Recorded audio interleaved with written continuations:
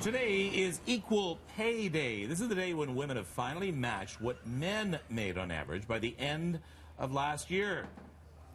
Let that sink in just for a moment. Right now, to talk to us about Equal Pay Day and to go over how the province is taking aim at the gender pay gap is Minister of Labour, Kevin Flynn. Good morning. Pleasure to be here. Thanks for having me. This is an astounding number. So we're talking 3.5 months into the new year, and only now, on average, female making what her male counterpart makes. So the question is, what is being done to combat this? So what are you doing right now? Well, it's a sad day, but it's a very important day. It's a day that we hope we don't have to celebrate in the future. It's a problem whose solution has evaded us so far, I think, throughout society. It's not unique to Ontario. It's not unique to Canada. Something we see throughout the world. One of the things is it appears to start during the interview process. When a young woman is starting her career, is interviewing for the job, it appears to be that the system or companies have been able to attract young women to work for less money than young men. And that appears to even exacerbate as they go through their careers, as they go into the child-rearing years. It just seems to compound and gets worse. So what we've decided to do is we've decided to introduce a concept of pay transparency into the province of Ontario on a gradual basis. We've looked at the United States, we've looked at the UK, we've looked at Germany, we've looked at Australia. As you said at the start, there's about a 30% pay gap. Some of those jurisdictions, by using the methods that we're going to employ, have got that pay gap down to 15%, which isn't good, but is getting in the right direction.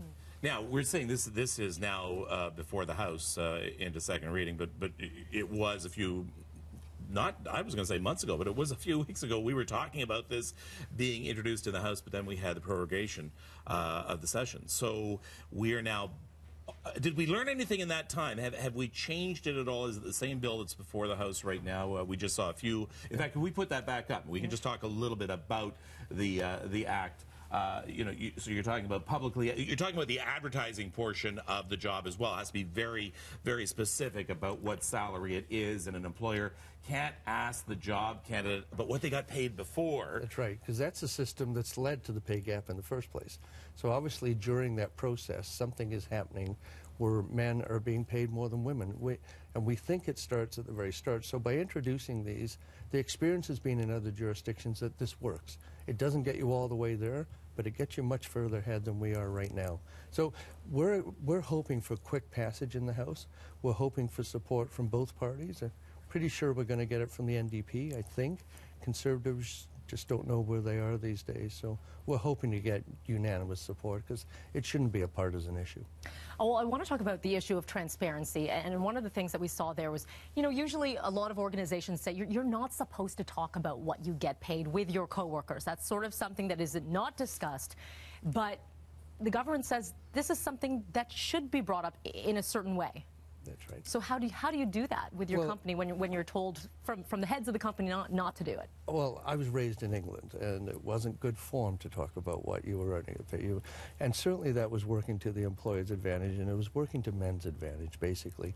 And I think we've seen examples around the world, the BBC, for example, where a woman discovered what her male colleagues were making and was absolutely shocked.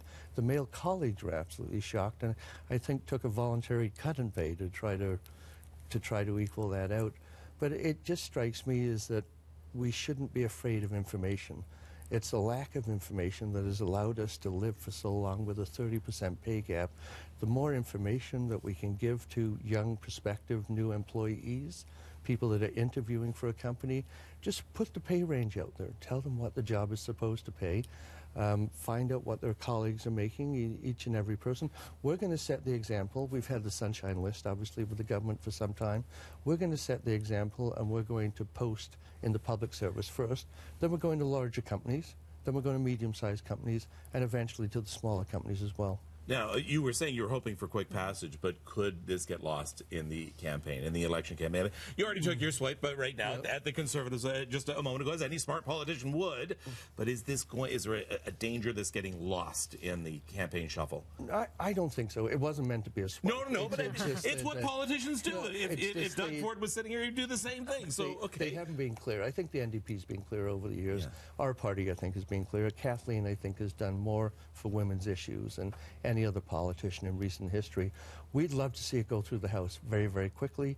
It's in second reading debate right now. Basically, we would wind that debate up as soon as we can, get it into committee, bring it back for third reading, royal assent. We want it done certainly before the election. If the House cooperates, they can do that. If it doesn't get done before the election, you know, as per Kevin's question, what could happen? What happens to all of the work that's been done? Well, when the House prorogues, everything stops. Everything just dies on the floor. starts over in the next term. I don't want to see that happen, though. I think we've come so far with this. We've had some incredible people have stepped up from Ontario. I've had a working group. I've had a steering group. I've had women's groups working on this. Men have stepped forward and assisted. We've had the academic community.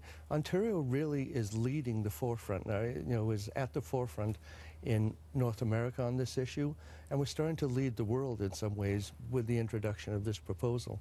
It'd be a shame to lose it all now. I think cooler heads will prevail, and I'd call on the opposition parties to help us out on this one. All right, Kevin Flynn, Minister of Labour, thank you for joining us My pleasure. right now. My pleasure. All right, it is 6:53 on Breakfast Television. We'll be back right after this.